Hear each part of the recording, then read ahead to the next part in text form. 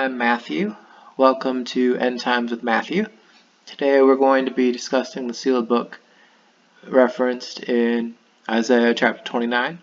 And I'll be reading through the entire chapter and discuss it in parts. We'll start off with verses 1 through 8. Ah, Ariel, Ariel, the city where David encamped. Add year to year, let the feasts run their round.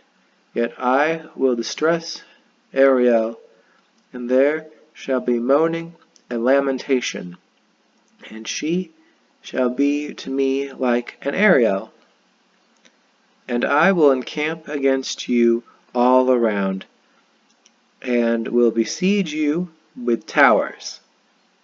And I will raise siege works against you, and you will be brought low. From the earth you shall speak, and from the dust your speech will be bowed down. Your voice shall come from the ground like the voice of a ghost, and from the dust your speech shall whisper. But the multitude of your foreign foes shall be like small dust, and the multitude of the ruthless like passing chaff. And in an instant, suddenly, you will be visited by the Lord of hosts, with thunder, and with earthquake, and great noise, with whirlwind and tempest, and the flame of a devouring fire. And the multitude of all the nations that fight against Ariel, all that fight against her and her stronghold, and distress her, shall be like a dream, a vision of the night. So when a hungry man dreams, and behold, he is eating, he awakens with his hunger not satisfied. Or as when a thirsty man dreams, and behold, he is drinking, and awakes faint, with his thirst not quenched. So shall the multitude of all the nations be that fight against Mount Zion. So in this first section, we're reading about how Ariel, which it says is the city where David encamped, which would be Jerusalem, it's going to be besieged, and the multitude of all the nations are fighting against her. And we see references to things often associated with end times, like thunder, earthquake, great noise, whirlwind, tempest, fire, things of that nature. And so this suggests to us that this is in the end times, at the time of the end. Next I'll read verses 9 and 10. It reads, Astonish yourselves and be astonished. Blink yourselves and be blind.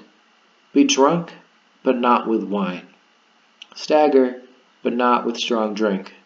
For the Lord has poured out upon you a spirit of deep sleep, and has closed your eyes, the prophets, and covered your heads, the seers. So from these couple verses we see that Jerusalem is going to be spiritually blind and asleep at this point. So they're kind of like lost in the darkness at this point, right before the book is unsealed, which we're going to read about now in verses 11 through 24. And the vision of all this has become to you like the words of a book that is sealed. When man give it to one who can read, saying, Read this, he says, I cannot, for it is sealed. And when they give the book to one who cannot read, saying, Read this, he says, I cannot read. And the Lord said, Because this people draw near with their mouth, and honor me with their lips, while their hearts are far from me, and their fear of me is a commandment taught by men. Therefore, behold, I will again do wonderful things with this people, with wonder upon wonder, and the wisdom of their wise men shall perish, and the discernment of their discerning men shall be hidden. Ah, you who hide deep from the Lord your counsel, whose deeds are in the dark, who say, who sees us? Who knows us? You turn things upside down. Shall the potter be regarded as the clay, that the thing made should say of its maker, he did not make me? Or the thing formed say of him who formed it, he has no understanding. Is it not yet a very little while until Lebanon shall be turned into a fruitful field, and the fruitful field shall be regarded as a forest? In that day the deaf shall hear the words of a book, and out of their gloom and darkness the eyes of the blind shall see. The meek shall obtain fresh joy in the Lord, and the poor among mankind shall exult in the Holy One of Israel.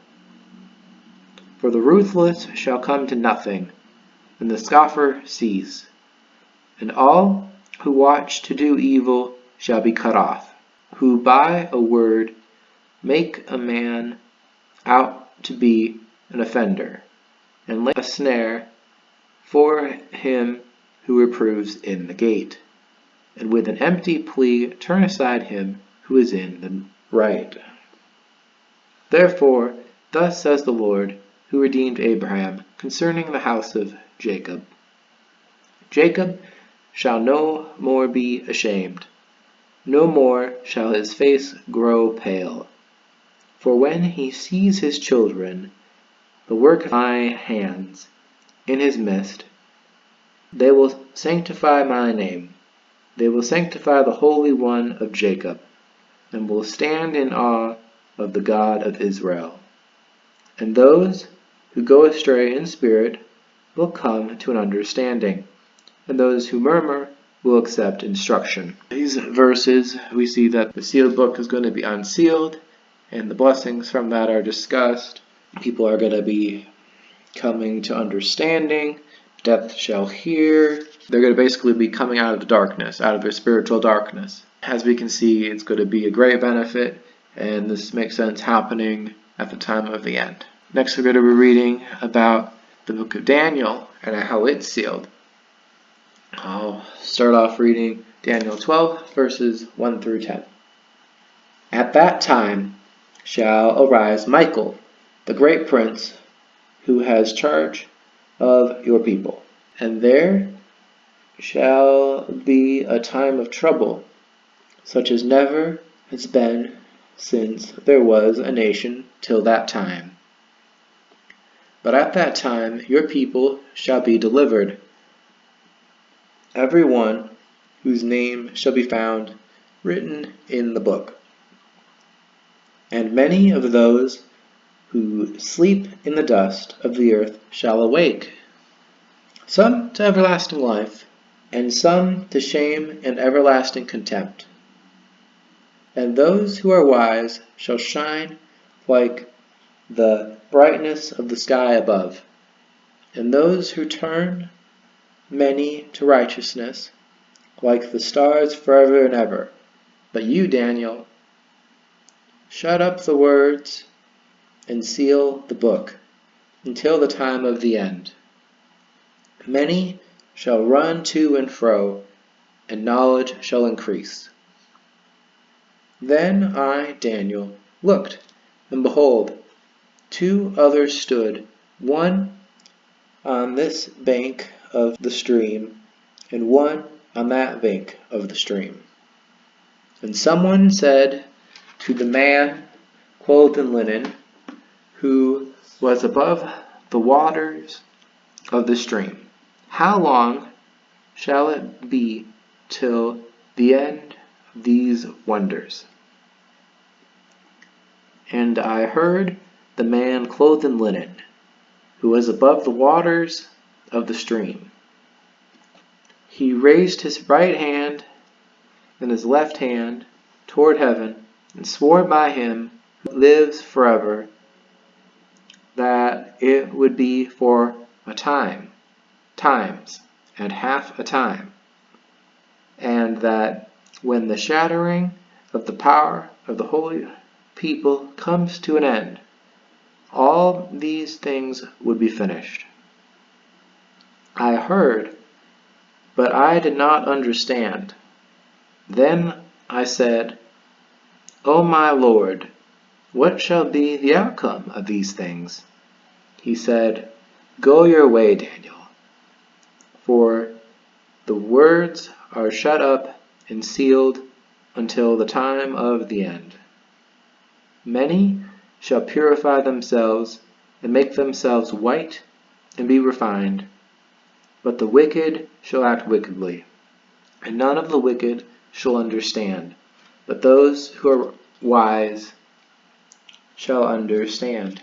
Like in Isaiah chapter 29, we have people who were asleep like the dust of the earth. They're awakening, and some of them to everlasting life, to some to shame and everlasting contempt. When the book is unsealed, there's good consequences for the good, but negative consequences for the evil. And we see that knowledge is going to be increased. And so that's why I believe that the book of Daniel is what Isaiah was referencing. I'm going to read verses 11 and 12 now.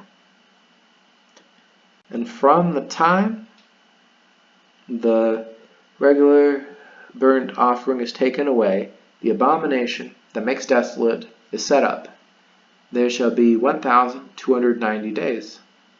Blessed is he who waits and arrives at the 1,335 days. So we see that those couple verses are a little vague. I mean, they're specific on the when, but vague on the what. It might mean that Jesus is coming back 1,335 days after the abomination of desolation. This could mean that Daniel is unsealed after 1,290 days after the abomination of desolation. But we don't know that for sure, because the way it's written, Daniel is a sealed book, and therefore we do not fully understand what's happening in it. These could be the things that I suggested they could be, but they could also be other major end time events like a war or a rapture or other things of that nature. One other thing I'd like to point out is the book of Revelation is not sealed. We read in Revelation chapter 22, verse 10, And he said to me, Do not seal up the words of the prophecy of this book, for the time is near. So from that verse in Revelation, we see that Revelation is not a sealed book. And I think that's interesting because a lot of people say they understand the book of Daniel, but not the book of Revelation. But Daniel is sealed and Revelation is not. I would just encourage everyone to listen to the Spirit as they study words from either of these books. But just know that with Daniel being sealed, we won't fully understand the meaning until it's unsealed. If you have learned something new and like this video, be sure to like it. And if you want to learn more about end time prophecies and discuss other end time events, subscribe. I hope you have a great rest of your day, and see you at the next video.